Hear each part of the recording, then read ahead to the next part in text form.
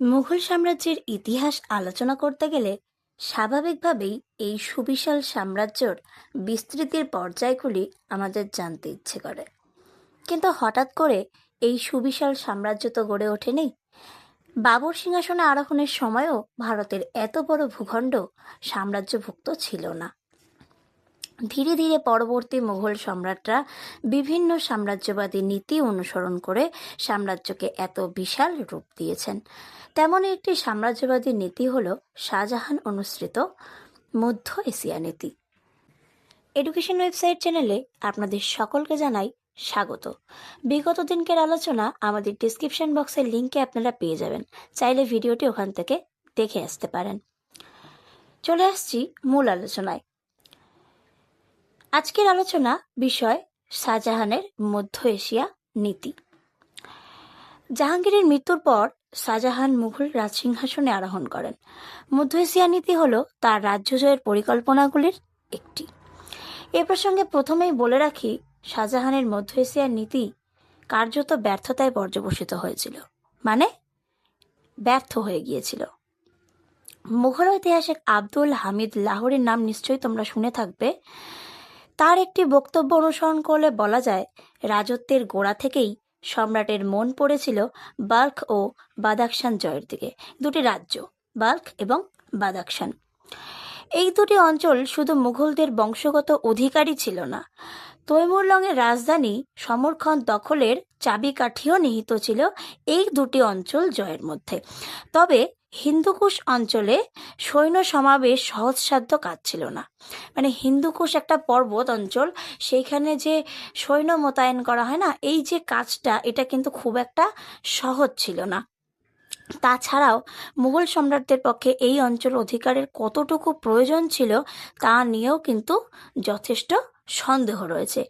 সম্রাট শাহজাহান অবশ্য এসব নিয়ে খুব একটা ভাবনা চিন্তা করেননি।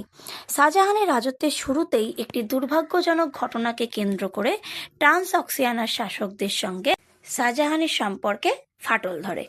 বাল্খের শাসনকর্তা বুখারার ইমামকুলির ভাই নজর মোহাম্মদ খান কাবুল আক্রমণ করেন। কাবুল কোথায় তোমরা জানো? আফগানিস্তানের রাজধানী কাবুল। মুঘল সেনাবাহিনীর প্রবল প্রতিরোধের ফলে নজর মোহাম্মদ পিছু হটতে বাধ্য হন। ইমামকুলি ভাইয়ের এহেন আচরণের জন্য ক্ষমা প্রার্থনা করলে উত্তরে শাহজাহান জানান তার উদ্দেশ্য শান্তিপূর্ণ সম্পর্ক বজায় রাখা। এরপর ইমামকুলি দৃষ্টিশক্তি হারিয়ে সিংহাসন ত্যাগ করলে নজর মোহাম্মদ বুখারা অভিমুখে রওনা দেন। কিন্তু সেখানকার মানুষজন নজর মোহাম্মদকে মোটেই পছন্দ করতেন না। এমনকি তারা নজর মোহাম্মদের বিরুদ্ধে বিদ্রোহ ঘোষণা করে দেন। পরিস্থিতি স্বাভাবিক নয় বুঝে নজর মোহাম্মদ শাহজাহানের সাহায্য প্রার্থী হন, মানে সাহায্য চান। শাহজাহান রাজপুত্র মুরাদের নেতৃত্বে বাল্কে একটি বিশাল সেনাবাহিনী পাঠিয়ে দেন। শাহজাহান মুরাদকে নির্দেশ দেন যে তিনি যেন নজর মোহাম্মদের প্রতি উদার নীতি অনুসরণ করেন এবং নজর মোহাম্মদ যদি মুঘলদের আনুগত্য স্বীকার করে নেন তাহলে যেন তাকে বাল্ক ফিরিয়ে দেওয়া হয়। এমনকি নজর মোহাম্মদ যদি সমরকন্দ বুখারা দখল করারও পরিকল্পনা করেন তবে তাকে যেন যথাযথ সাহায্যই করা হয়। এক কথায় শাহজাহান তার সঙ্গে একটি বন্ধুত্বপূর্ণ সম্পর্ক গড়ে তুলতে চেয়েছিলেন। কিন্তু মুরাদের অপরিণামদর্শিতা, মানে আগুপিছু কিছু না ভেবেই তার যে নেওয়া সিদ্ধান্ত, সেই কারণে এই পরিকল্পনা সম্পূর্ণরূপে ব্যর্থ হয়ে যায়। মুরাদ সরাসরি বাল্ক দখল করে পরিস্থিতিকে করে তোলেন জটিল।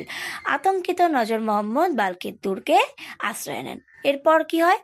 সেখান থেকেও তিনি পলায়ন করেন। স্থানীয় জনগণও মুঘলদের বিপক্ষে ছিল। নজর মোহাম্মদের পুত্র আব্দুল আজিজ উজবেক উপজাতিদের সংগঠিত করে মুঘলদের বিরোধিতা করতে তৎপর হন। কাজে সেখানকার কোষাগার লুণ্ঠন করে প্রচুর টাকা আনতে পারা গেলেও নজর মোহাম্মদকে ধরতে ব্যর্থ হন মুরাদের ব্যর্থতার পর শাহজাহান কি করেন? তার তৃতীয় ছেলে ঔরঙ্গজেবকে বাল্কে পাঠিয়ে দেন। কিন্তু তার পক্ষেও তেমন একটা কিছু করা সম্ভব হয়নি। শেষ পর্যন্ত 1647 সালে অক্টোবর মাসে শাহজাহান ও ঔরঙ্গজেব নজর মোহাম্মদের সঙ্গে কথা বলে নজরকে বাল্ক ফিরিয়ে দেন। এতে করে নজরকের মৌখিক আনুগত্য আর মুঘল সাম্রাজ্যের সীমারেখা কাবুল থেকে আরও 40-45 কিলোমিটার বেড়েছিল, কিন্তু এর চাইতে তেমন একটা বেশি লাভ আর তাদের হয়নি। শাহজাহানের মধ্য এশীয় নীতি পিতৃভূমি পুনরুদ্ধার তো করেইনি, বরং মুঘলদের অন্তর্দ্বন্দ্বকে উন্মোচিত করেছিল বিশ্বের দরবারে। যখন মধ্য এশিয়ার দায়িত্ব ঔরঙ্গজেবের ওপর অর্পণ করা হয়, তখন শাহজাহানের সঙ্গে তার বোঝাপড়ার যথেষ্ট অভাব ছিল। ঔরঙ্গজেব সেখানে স্বাধীনভাবে কাজ করতেও পারেননি। এর একটা প্রধান কারণ ছিল কি? শাহজাহানের ওপরে দারার প্রভাব।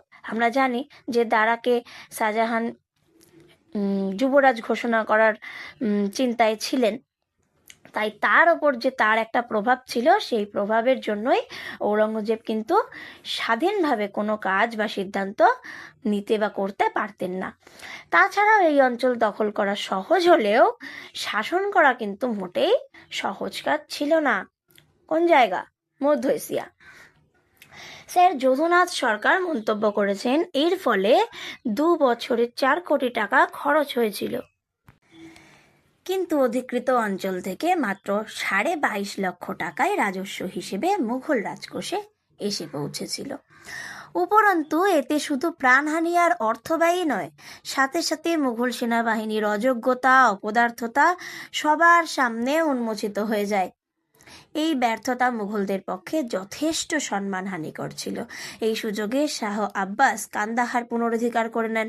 সমগ্র আফগানিস্তান জুড়ে এক অস্থির পরিস্থিতি শুরু হয়।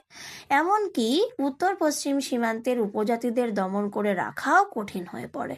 মুঘলরা যে অপরাজেয় নয়, মানে তাদেরকে যে হারানো যায়, সেটা সবার সামনে প্রমাণ হয়ে যায়। ভারত ও বুখারার মধ্যে দীর্ঘদিন ধরে চলে আসা যে ব্যবসা বাণিজ্যের যে সম্পর্ক, সেইটাও কিন্তু পুরোপুরি ভেঙে পড়ে। এই সমস্ত ফলাফল থেকে এই কথা বোঝার আর বাকি থাকে না যে শাহজাহানের মধ্য এশীয় নীতি ছিল সম্পূর্ণরূপে ভ্রান্ত, সাফল্যের কোনো সম্ভাবনাই ছিল না। যদি কারো কোনো জায়গায় বুঝতে অসুবিধে হয়, প্লিজ কমেন্ট করবে। আর এরকমই নতুন নতুন ভিডিও পেতে আমাদের চ্যানেলটি অবশ্যই সাবস্ক্রাইব করে পাশে থাকবে। Thanks for watching.